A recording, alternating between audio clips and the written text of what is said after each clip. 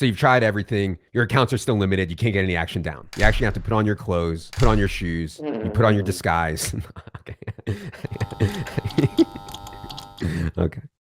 Well, over 90% of sports bettors do not even win money betting. Like to bet $100? You want to pick a team? No, just take it. And once you figure out how to win, sportsbooks often stop taking your bets. This video is for players who have figured out how to win and want to get more money in play. Here are my top 7 tips for not getting limited by sportsbooks. Before we dive in here, note that the methods I share in this video need to be implemented early on in the life of a betting account. Once your account gets flagged as a winning or sharp player, you have almost no chance at being able to increase your limits later on. Tip number 7, when you open your account, do not bet your biggest edges.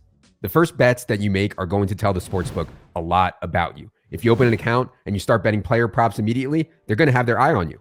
But if you blast off some single game parlays on primetime NFL games, even for small amounts, you'll look like the exact kind of customer the books actually want to have. For example, you could open an account with $1,000 to max out a bonus, but you start betting some small NFL sides and totals for $10 or $20 a pop. You're actually not losing money here considering you just earned a bonus, but you're establishing a better history for when you might be betting player props at 10 times that size later on.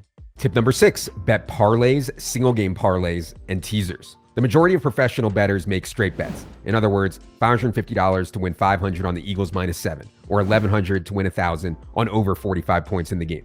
Conversely, the majority of recreational bettors, they love parlays and they love teasers. These are typically worse bets for 2 reasons.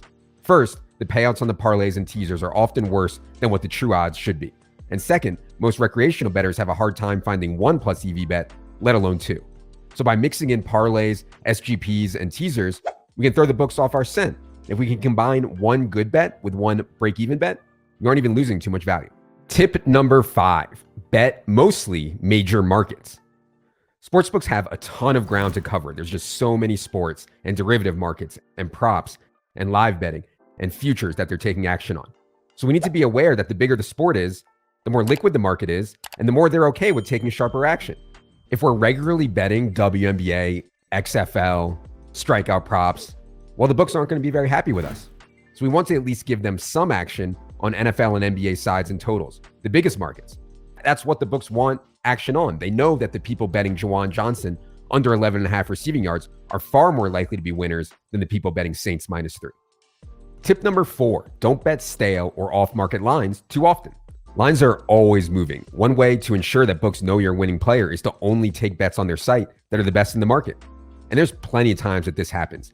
An extreme example would be Tua Tagovailoa getting ruled out. You check the odds screen 5 minutes later, and you see DraftKings has only adjusted the spread 2 points while the rest of the market adjusted at 4 points.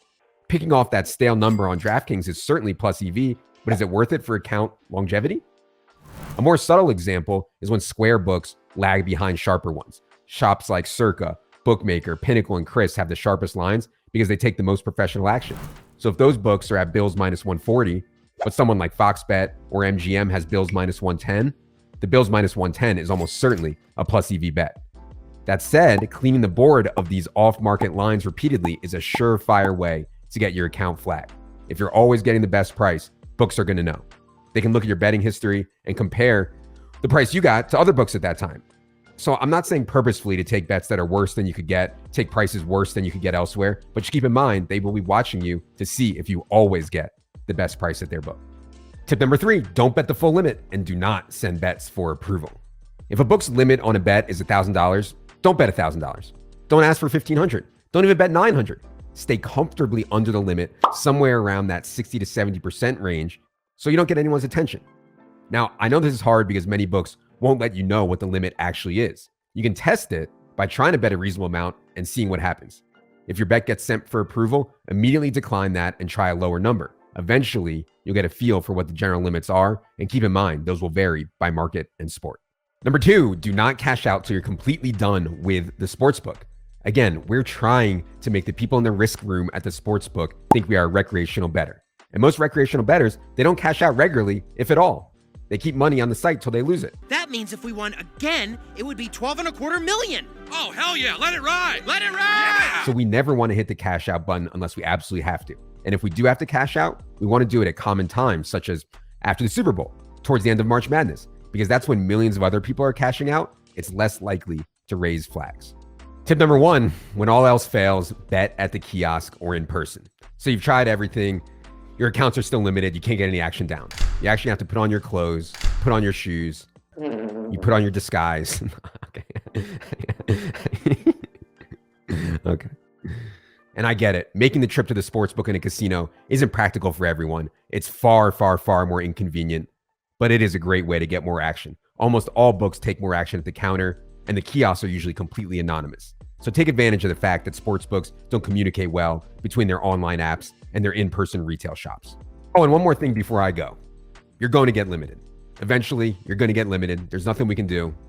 It is what it is. I see people absolutely consumed by this, obsessed with it. They can't stop complaining and whining. That is a losing mentality. Our job is to accept the betting landscape for what it is and try to earn. If you're winning better, instead of thinking, I need to find the best possible bets, you need to be thinking, I need to be better at finding outs. I need to be better at not getting limited. Our Discord at EstablishTheRun.com is filled with people discussing these issues. Any subscription we offer comes with access to that Discord. Thank you for watching and good luck.